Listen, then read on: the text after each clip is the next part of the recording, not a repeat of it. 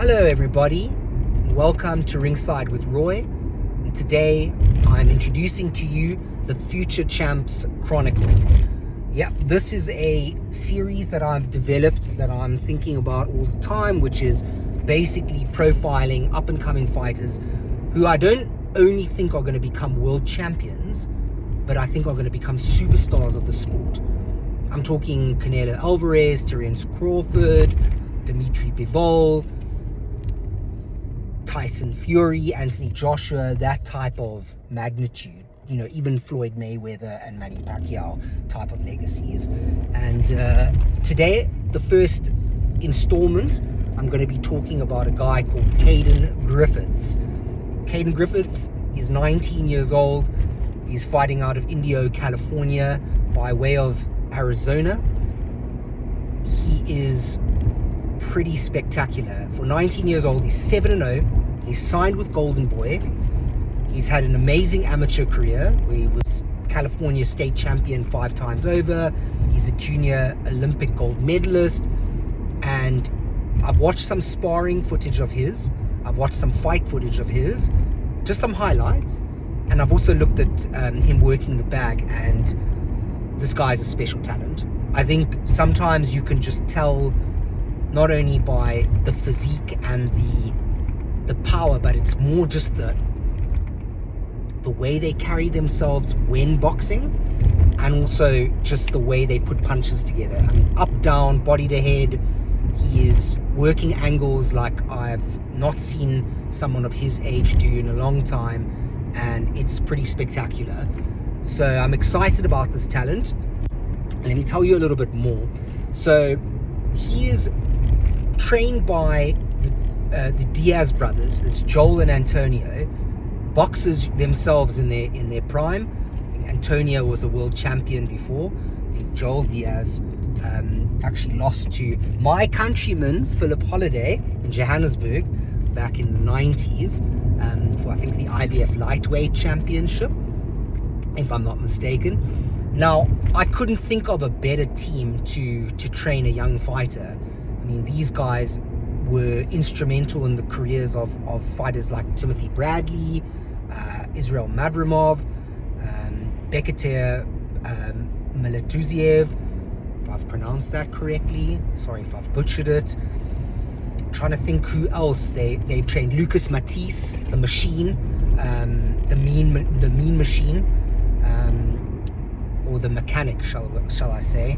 And yeah, they've also looked after UFC fighters like Cub Swanson, and they produce a large amount or they handle a large number of talent, a large amount of talent, shall I say. And you know, he's obviously been kept humble, although he himself in interviews has said that he's coming across as a bit of a douche sometimes in interviews, or that he's giving douche energy. I don't see it. You know, I see a young man who's confident in his ability.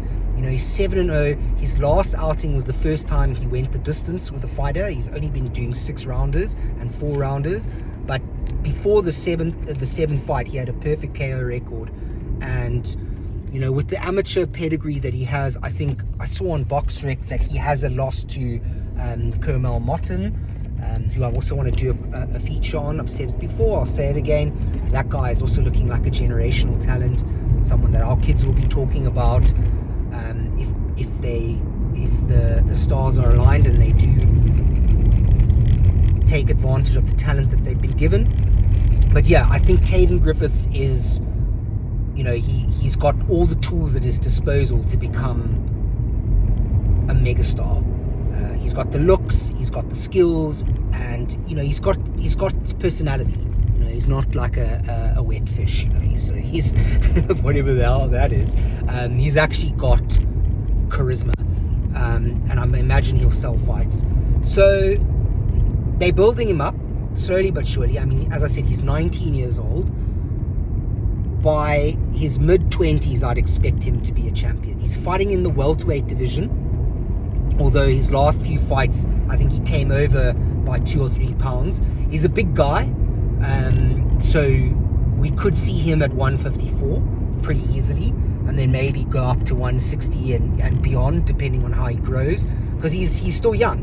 You know, he's only a kid. So I think the next steps for him would obviously be to get a few 8-rounders in, maybe 2 or 3 to get him up to the 10 mark, 10 fights, and then to start going for regional belts, you know, the NABF title, some kind of lower level titles with the alphabets, you know, the WBA, WBC, IBF, and start bringing in some more wily veterans and gatekeepers or journeymen for him to fight. I mean, the current crop of fighters, they've all been very experienced and durable, and the fact that he's disposing of them so easily at his young age is obviously one of the reasons why I'm doing this pod on him. But I think, yeah, 8-10 rounds, and then to put him in front of someone maybe in 2027, someone the likes of like Thomas Delorme, you know, someone who's been there, who's done that. It would be really interesting to see how he fares in front of a more established fighter, but also in front of a bigger crowd. I think he fought on Israel Madramov's undercard, if I'm not mistaken. Yeah, so he's also managed by the same guy who manages Dimitri Bivol. So he's got a really good team around him, and obviously he's signed with Golden Boy, which is huge for someone of that age. So he's on a massive trajectory. He's obviously has a fan in Oscar De La Hoya, who slid into his DMs initially to get him to sign for Golden Boy. He said, I like your style.